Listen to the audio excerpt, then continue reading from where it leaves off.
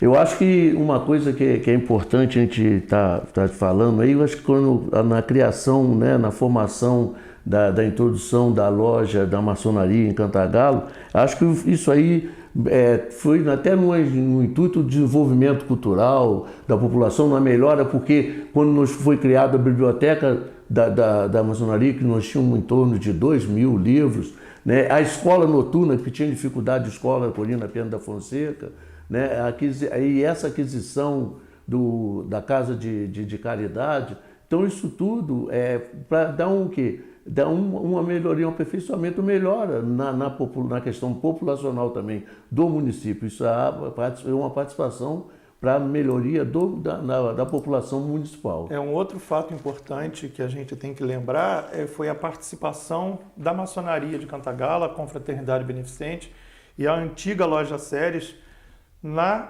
libertação de vários e vários escravos, porque se comprava a liberdade, né? Infelizmente, precisava se comprar a liberdade e a maçonaria participou ativamente, dando liberdade a vários seres humanos. O grande marco da maçonaria no Brasil foi quando da independência do Brasil, né? E um dos homens mais importantes da independência, salvo Dom Pedro I, que era o regente no Brasil, foi o José Bonifácio. José Bonifácio de Andrade Silva. Esse foi o grande articulador, junto com a imperatriz Leopoldina, foram os grandes articuladores da liberdade do Brasil, né? A maçonaria prontamente eleva Dom Pedro, com 20 e poucos anos de idade, ao cargo de grão-mestre, né? Então, ele se sentiu muito importante. E aí a gente vai voltar a falar na questão do aprendizado humano. Como em todo lugar, existe uma disputa de ego, uma disputa de, né, não, eu posso mandar mais, o outro vai mandar mais. E teve um pequeno racha dentro da maçonaria pela disputa de poder. O que acontece hoje, claramente e aberto em nosso país e acho que em alguns outros países do mundo, né? E houve uma pequena separação da maçonaria. E com isso, acontece que Dom Pedro fecha o Grande Oriente do Brasil e reabre um pouco mais à frente para que ele conseguisse contornar aquela situação que acabou virando uma situação política, né?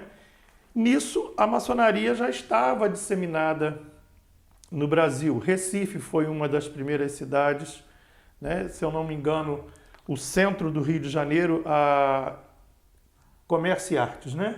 Comércio e Artes. Comércio e Artes é a loja número 1 do Brasil, né? Hoje funciona no Palácio Maçônico do Lavradio, na Rua do Lavradio, centro do Rio, praticamente ao lado da Catedral do Rio de Janeiro. E aí começa a disseminar a maçonaria. Cantagalo, como todos sabem, a história de Cantagalo é riquíssima, era uma potência em termos de município, né? Visto esses municípios todos que foram conseguindo a sua emancipação política. Friburgo, Cordeiro, Bom Jardim, Trajano e outros mais. A gente tem aqui em Cantagalo aquela Praça das Bandeiras ali, que quem passar por ali tiver a chance, pare e leia aquela história que está ali, que é extremamente importante. E com isso, a maçonaria foi se espalhando em Cantagalo, né? Eu não sei a data da fundação da Loja Ceres, que foi a loja que primeiro veio para Cantagalo. Foi fundada em Cantagalo e depois ela acabou sendo encerrada. E em 1865, 19 de março, a gente tem, inclusive, aqui o Gil pode até ler o nome de alguns irmãos que se reuniram e fundaram a Confraternidade Beneficente. Aqui a gente tem até, o que aconteceu? Numa primeira reunião, aqui eles chamavam até na Rua Direita, Antigamente, hoje é Chapeau Prévôt. Hoje é Chapeau Prévôt. Chapeau Prévôt.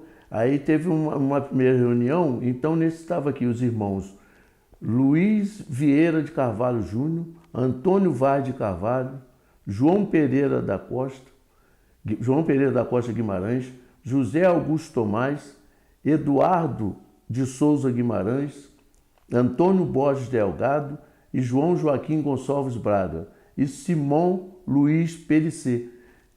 Inclusive, quando eu citei o Simão Luiz Perissé, foi ele que lançou a ideia da questão da compra da Casa de Caridade. Aí, numa segunda reunião que aconteceu no dia 22, aqui foi uma reunião que eles fizeram no dia 19, depois do dia 22 de março, dia 22 seguinte, na Rua Direita ainda, nessa reunião ficou resolvido que essa loja teria o título distintivo de confraternidade beneficente. E aí eles fizeram umas iniciações por comunicação, né? Que hoje comunicaram algumas pessoas, alguns irmãos, né? Que passaram a ser irmãos, né? No dia 28 de março, na Rua Direita, ocorreu a terceira reunião preparatória, quando foi adotada o rito escocês antigo e aceito, e escolhida a primeira diretoria, que ficou constituída pelos irmãos Venerável Luiz Gomes de Amaral, primeiro vigilante José Augusto Tomás, segundo vigilante Antônio Borges Delgado, orador Guilherme Leocádio Pinto, secretário João Pereira Costa Guimarães, tesoureiro Simão Luiz Perissé, guarda dos selos de timbre Raimundo João Câmara Barreto, hospitaleiro Cândido da Silva Brandão, mestre cerimônia Ernesto Isoto, primeiro diácono Antônio Vaz de Carvalho, segundo diácono João Joaquim Gonçalves Braga, primeiro esperto Matias Ney, segundo esperto Antônio Santos Lima Thompson, terrível Manuel Pereira Alves Pimenta, cobridor José da Vieira de Carvalho Júnior, porta-estandarte Carlos Eugênio Guininho, porta-espada Eduardo Souza Guimarães e o irmão Joaquim Talso Belíndrio. Então, isso é quando mais numa quarta reunião em abril, ainda já na Rua Santana, que é onde, né, já o local escolhido pela comissão para erguer o templo, hoje Avenida Barão de Cantagalo, se encontra a loja Confraternidade Beneficente. Ali foi isso em torno de 1870. 1870 foi R$ 2.500. Né? 2.500. E por decisão do Supremo Conselho do Rito Escocês Antigo e Aceito, o período da regularização da loja foi 1º de maio de 1865, que já foi a cerimônia de regularização da loja, né? E então nesse período aí houve iniciações, mas em 27 de 4 de 1866 foi aonde que o irmão Simão Luiz Perissé fez a indicação na proposta da compra de uma casa de caridade, que era a chácara, né, onde comprou, que é a Casa de Caridade Santo até Antônio, hoje. né? A chácara Santo Antônio, que era chácara Queimados, ali foi por R$ 15.000. Foi numa reunião, foi no dia 27 de 4 de 1866. Lá na loja nós temos inclusive a foto, tem a do foto casarão antigo dessa chácara, né? Temos lá. Como temos algumas outras fotos dos ex-veneráveis, inclusive desses fundadores, né, de 1865, a gente tem algumas fotos. Se depois vocês quiserem, inclusive, passar lá e fotografar, a gente está à disposição, é só marcar, a gente vai lá com vocês.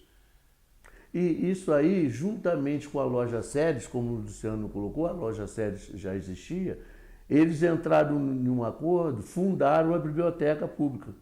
Foi fundada a biblioteca pública, visando levar uma cultura maior ao povo, né? Eu já até que cheguei a falar isso anteriormente, na época. Aí a confraternidade em entendimento com a Séries passou a administração da biblioteca para a loja Séries, assim como a escola noturna Corina Pena da Fonseca. E a loja Confraternidade Beneficente ficou na responsabilidade, na administração da Casa de Caridade, Caridade.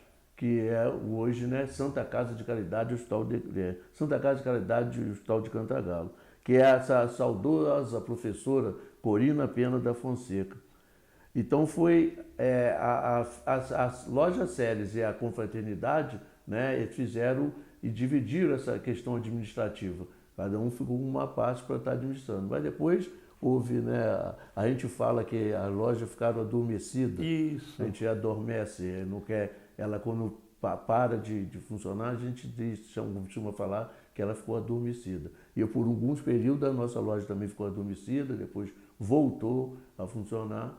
E como está até hoje, né? Já passamos, em 28 de agosto de 2015, quando nós completamos 150 anos em 2015, ela passou a ser Palácio Maçônico. A loja Hoje foi elevada à categoria de Palácio Maçônico. É um dos templos com ornamentação diferente no Brasil, né? Igual a nossa aqui, tem mais 3, um em Recife, um no interior de São Paulo e a nossa aqui em Cantagalo. Os templos hoje são ornamentados em azul, o nosso é em vermelho e rosa, né? Que remete, segundo os estudos, à ornamentação do Templo de Salomão. Então essa é a explicação. A gente tem um trabalho sobre as cores do templo lá na loja que nos esclarece extremamente isso. E há pouco tempo a maçonaria vem sendo remodelada, se modifica uma coisinha ou outra, e aí mandaram para a gente, né, Gil, umas orientações que nós teríamos que mudar algumas coisas no templo. E aí a gente falou, não, a gente não vai mudar. Isso aqui é histórico. A gente pode adaptar alguma coisa ou outra aqui, pode puxar uma cadeira para o lado, mas mudar aquilo ali é muito difícil, né? Nós fizemos há quase 20 anos, né, Gil, uma reforma. Foi em 2003, né? 2003, 2004. Isso. Nós fizemos uma grande reforma que o templo estava muito deteriorado, obra antiga, né, com pequenas infiltrações. Então, o venerável na época era o irmão Paulo Volu, né, e ele à frente da loja. Nós conseguimos restaurar o nosso templo. Acho que o Eduardo chegou a filmar alguma coisa lá. E ficou um trabalho magnífico. E agora a gente vai começar uma nova reforma